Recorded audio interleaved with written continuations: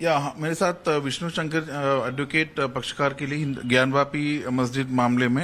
विष्णु जी, आज क्या क्या ऑर्डर पास करेंगे? देखिए, कल जैसे कि माननीय सुप्रीम कोर्ट ने डायरेक्ट किया था कि जो ऑर्डर 7 रूल 11 है वो प्रायोरिटी पे डिसाइड की जाए, तो उससे हम भी एग्री हैं कि 7-11 प्रायोरिटी पे डिसाइड की जाए।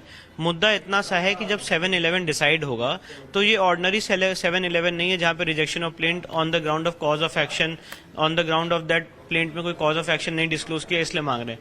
ये 7-11 है कि ये suit places of worship act से बार्ड है, इस ग्राउंड पे हमारा उनका 7-11 है।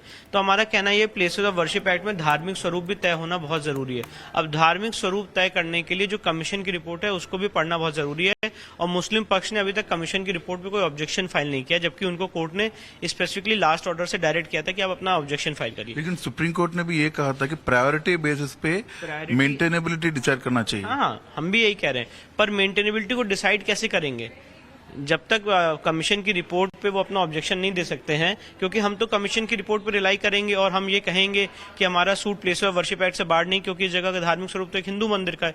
तो अगर उन्होंने कमीशन की रिपोर्ट पे अपना ऑब्जेक्शन नहीं फाइल किया तो वो अपना स्टैंड बताएंगे कोर्ट के सामने कि हमें कमीशन की रिपोर्ट एक्सेप्टेबल है, और इसको पढ़ा जाएगा एविडेंस में ऑर्डर 26 रूल 10 में, और फिर मेंटेनेबिलिटी डिसाइड हो जाए। हमारा भी कोई ऑब्जेक्शन नहीं है, सुप्रीम कोर्ट के ऑर्डर के कंप्लायंस में हम भी चाहते हैं कि मेंटेनेबिलिटी का इशू पहले डिसाइड हो जाए, पर वो तभी डिसाइड हो पाएगा जब कमीशन की रिपोर्ट भी साथ में पढ़ी जाएगी।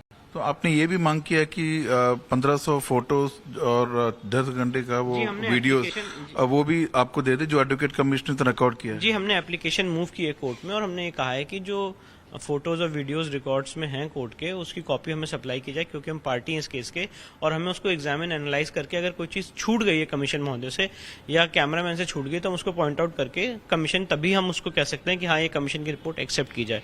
तो पहले जब वो कार्रवाई पूरी हो जाएगी तभी प्लेस ऑफ वर्शिप एक्ट का इशू आगे बढ़ सकता है। और कुछ मोडालिटीज और प्रोसीजर भी आज तय करेंगे? जी बिल्कुल, कोर्ट आज कैसे इस हियरिंग में आगे प्रोसीड करना है, उसकी मोडालिटीज, एक प्रोसीजर, एरिया ऑफ डिस्कशन, कब हियरिंग होगी, ये सारी चीज आज तय करेगी। तो लगभग 2 बजे होंगे? 2 बजे ऑर्डर आएगा जी। Okay, thank you.